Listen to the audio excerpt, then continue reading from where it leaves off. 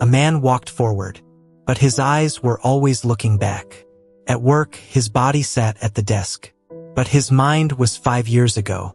At dinner, his mouth moved, but his thoughts were in a conversation that already ended. He was 32 years old, and he hadn't lived a single day in 8 years. Then a woman asked him one question. When was the last time you tasted your food? He couldn't answer, because he couldn't remember the last time he was actually present for anything. This is the story of how he learned to leave his past behind and finally live in the moment he was standing in. His name was Daniel, and every single day, he carried the past like chains wrapped around his body. Not real chains, but just as heavy. 8 years ago, something happened that changed his life. A mistake, a loss, a moment he couldn't undo. And since that day, he had been stuck, frozen in time. His body moved through the world, but his mind never left that moment 8 years ago. Daniel went to work every day. He sat at his desk. He answered emails. He attended meetings, but he was never really there. His coworkers would speak to him and he would nod. But 5 minutes later, he couldn't remember what they said, because while they were talking, he was replaying a conversation from 2018. A conversation he wished he could change. At lunch, he would sit alone. Not because he wanted to be alone, but because when people tried to talk to him, they could feel it. The absence. He was physically sitting across from them, but mentally he was somewhere else. Always somewhere else.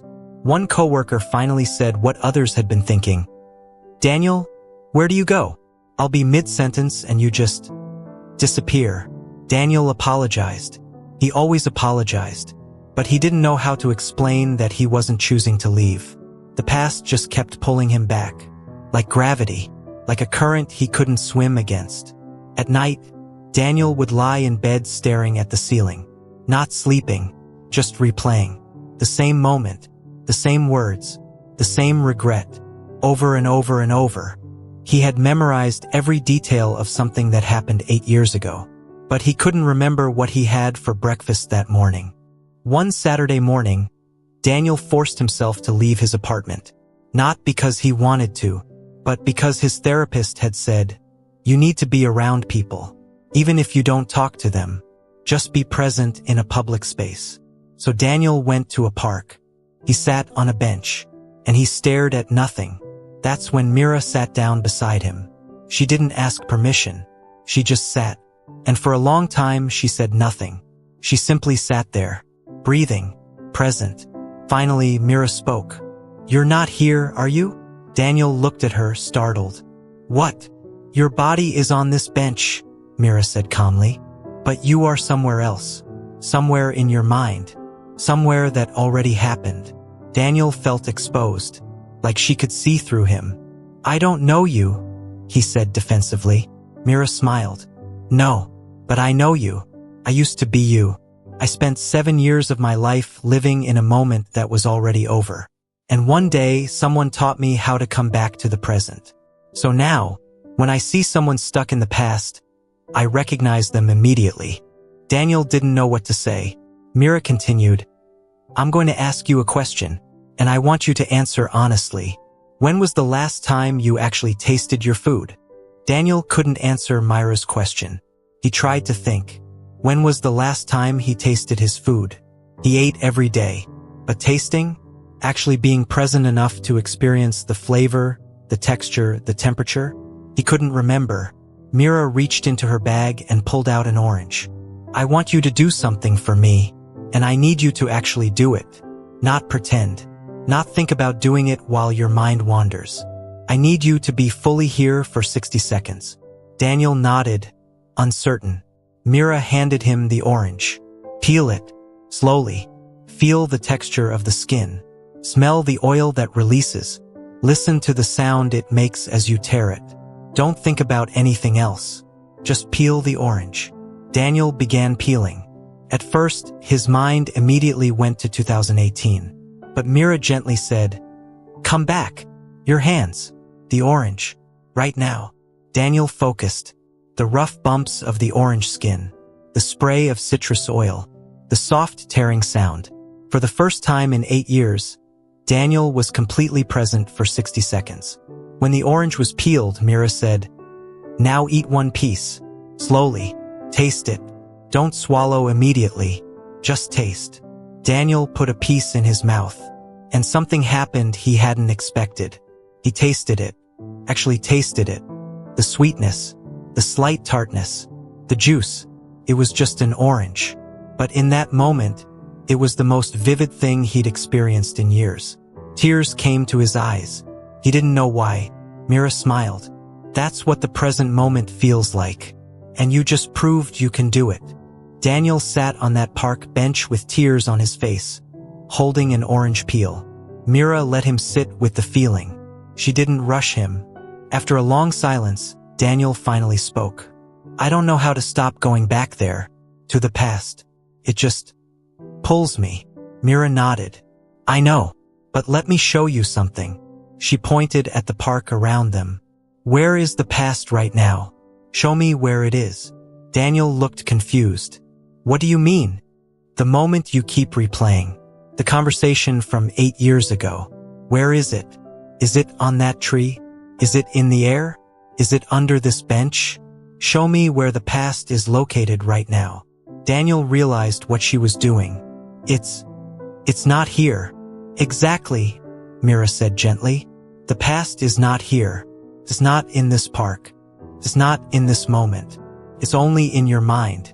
You're sitting on this bench, breathing real air, feeling real sun, in the year 2026. But you're choosing to live in a moment that doesn't exist anymore. A moment that is nowhere except inside your own head." Daniel felt something shift. It was so obvious. But he'd never thought of it that way. The past wasn't pulling him back. He was choosing to go there. Every single time. Mira continued, "The past already happened. You can't change it. You can't fix it. You can't undo it. But you can stop living there. Because it's not real anymore. This bench is real. This orange is real. This conversation is real.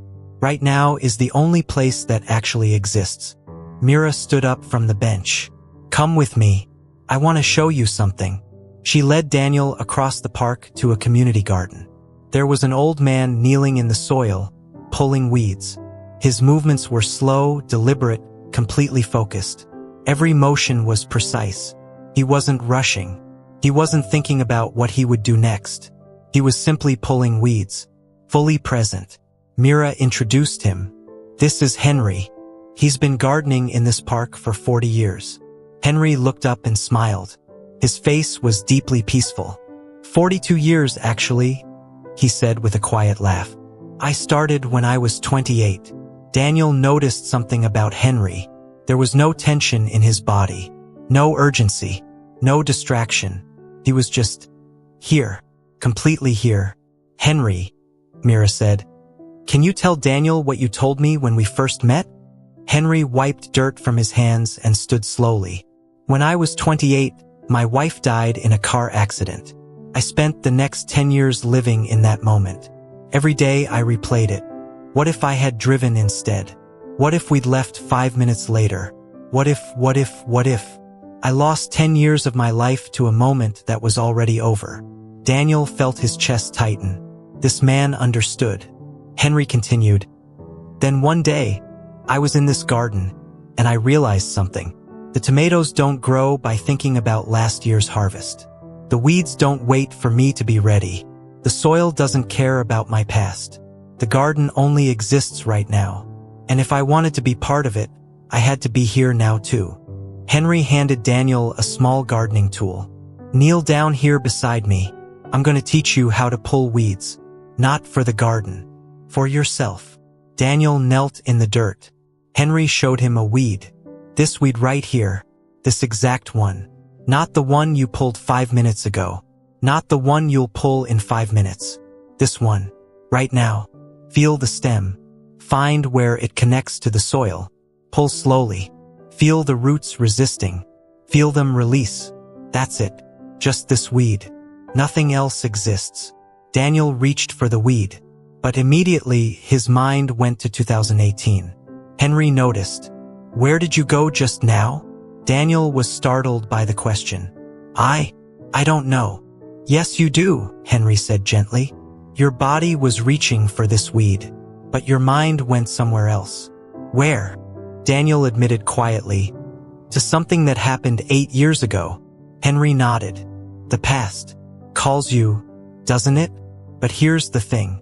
That past moment? It's not pulling this weed. You are. Right now. Your hands. This soil. This moment. The past can't help you here. Only the present can. Daniel focused. He felt the stem. Found the root. Pulled slowly. The weed came free. For 3 seconds, Daniel was completely present. Just 3 seconds. But it was 3 more than he'd had in years. Good, Henry said. Now do it again. 1 weed at a time. Each time your mind leaves, notice it. Don't judge it. Just bring yourself back. Back to your hands. Back to the soil. Back to now. Daniel came back to the garden every day that week. Every morning at 7 a.m., he met Henry. They didn't talk much. They just pulled weeds. 1 at a time. And every single time Daniel's mind drifted to the past, Henry would quietly say, "Where are you?" And Daniel would come back.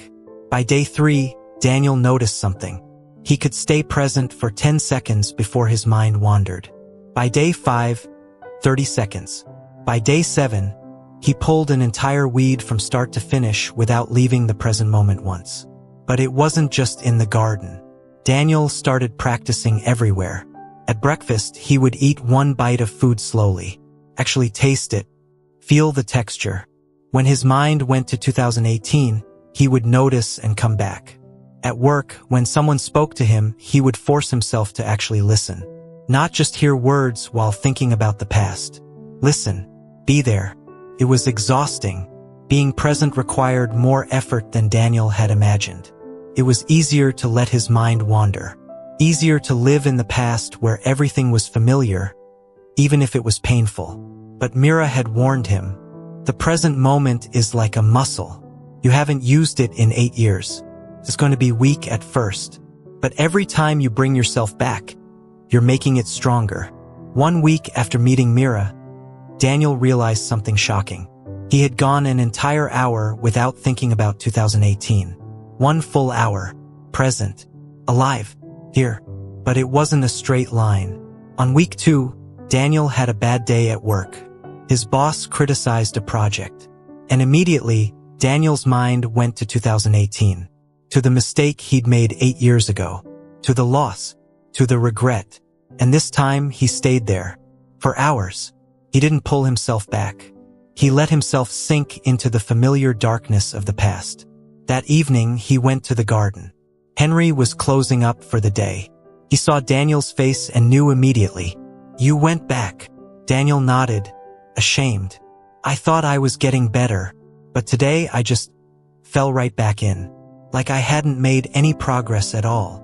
Henry sat down on a bench and patted the seat beside him. "Let me tell you something about gardening. Some days you plant seeds and water them perfectly, and some days weeds grow faster than you can pull them. That doesn't mean you're a bad gardener. It just means you're a gardener. The garden doesn't stay perfect. It requires constant attention." He looked at Daniel directly. "You didn't lose your progress. You had a moment where the past pulled you back. That's going to happen. The difference is 8 years ago you would have stayed there. You would have lived in that past moment for days, weeks, months. But tonight you came back to this garden. You came back to the present. That is progress." Daniel felt something release in his chest. He didn't have to be perfect. He just had to keep returning. Henry added, "The practice isn't staying present forever. The practice is noticing when you've left and choosing to come back. Again, and again, and again, for the rest of your life." 3 months after meeting Mira in the park, Daniel's life looked completely different. Not because his past had changed. It hadn't. The moment from 8 years ago still existed in his memory. But Daniel wasn't living there anymore. At work, Daniel was present. When his boss spoke, he listened. When he worked on a project, he focused. His performance reviews improved. His coworkers noticed. "Daniel, you seem different. More here." He smiled. They had no idea how true that was. He started going to dinners with friends again. And when they talked, he actually engaged in the conversation. He laughed at their jokes in real time, not 5 minutes later after his mind returned from the past. He tasted his food. He felt the chair he was sitting in. He was there. But the biggest change was internal.